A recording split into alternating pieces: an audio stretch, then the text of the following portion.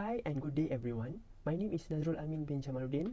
Together with my team member Noor and Syafiqah, we are third year chemical engineering student from UTM, and in this video we are going to talk about the occupational safety, health and environment Oshe about the deep excavation.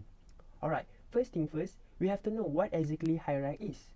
Do you guys know that HIRARC is the acronym for the hazard identification, risk assessment and risk control? Just as simple as that. The objective of the HIRARC implementation is to identify all factors that may risk workers toward an accident. Consider the possibility of hazards that may occur under any circumstances and condition, and enable workers to plan, introduce and monitor preventive measures against the risk of occupational injury. As I just mentioned before about the HIRARC, first we have to identify the hazard. For instance, deep excavation may cause physical injuries which caused by the weight and even electric shock. After we get to identify the hazard, we can proceed to the next step, which risk assessment. Risk assessment is the ability to analyze the possibilities of a person getting harmed or injured when exposed to the hazard and evaluate how low or high the damage would be. Let us look in the diagram. In order to determine and evaluate the risk, we must first know how to calculate the likelihood and the severity of the risk. And the product from the multiplication of both will let us get the risk level. For instance, how are we going to determine the likelihood of the hazard is how frequent the hazard will occur or had occurred before. For the severity, we have to identify how bad of the impact once the hazard happened. Let's say the hazard can cause death to many people in the surrounding, then it will assume as disaster. The multiplication of both severity and likelihood will enable us to determine the risk level of the hazard. The higher the risk level, the more precaution needed to be taken by the people surrounding. Let us move into the hierarchy control. The hierarchy of control is a system of controlling risk in the workplace. The first approach in order to reduce or eliminate the risk is by the elimination of the risk itself. Physical removal of the hazard is the most effective hazard control. For example, if employees must work high above the ground, the hazard can be eliminated by moving the piece they are working on to ground level to eliminate the need to work at heights. The next best approach is by substitution. The second most effective hazard control involves replacing something that produces a hazard with something that does not produce a hazard or produces a lesser hazard. The next way is by having isolation, and however, this way do not eliminate hazards, but rather isolate people from hazards. Same goes for the next stage, which is engineered solution. Capital cost of the engineered controls tend to be higher and less effective controls in the hierarchy. However, this may reduce future costs. Next is by administrative control. Administrative control are changes to the way people work.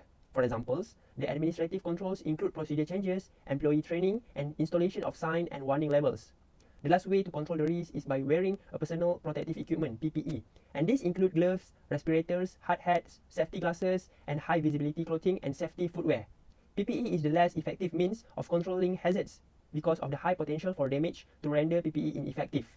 Here come our main part of the video, which we are going to share with you guys how to identify the hazard at the deep excavation area. By doing so, we can rate the risk level and plan how to control the risk to reduce any damage in the future. The first activity we managed to identify which may cause hazard is the unloading of the excavator. This activity rarely happens in the open area or by the roadside. That's why some people never watch this kind of activity. But don't worry, we have provided some useful pictures to help you guys imagine the process of unloading excavator. This activity can be very dangerous as the workers usually unload the excavator manually without any assistance of other machine. Moving on to the risk assessment, where we identify the risk level of hazard, hence consider the risk control which can be taken later. As I have mentioned earlier in this video, on how to determine the risk level is by multiply the likelihood of the risk and the severity. For the first activity, unloading excavator carries 2 points for the likelihood and 5 for the severity. Because accidents related to the excavator, we can rarely heard before this, but once it happens, it may cause death to the people nearby. Hence, we conclude that the risk level for this activity is 10, and we consider as medium risk, and precaution need to be taken regularly. After we manage to find the risk level, we can proceed to the risk control. This is where we plan on how to reduce the risk at a very minimum level.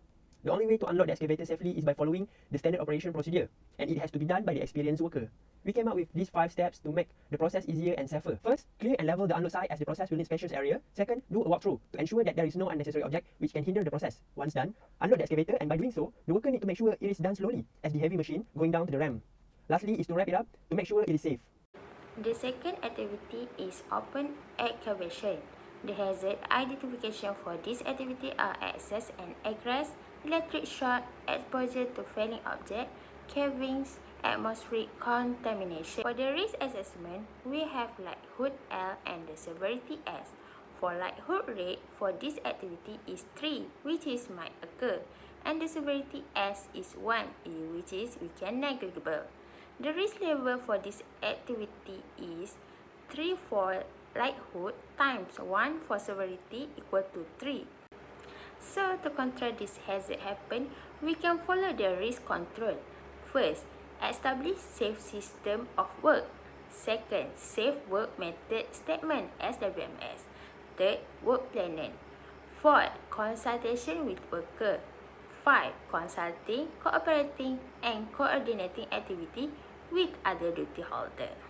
For the conclusion, everyone can identify hazard at deep excavation, know the knowledge of HIRARC, and can apply the safety that can prevent accident during work.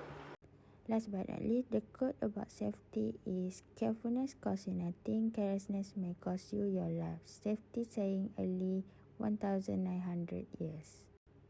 Thank you for watching. Bye.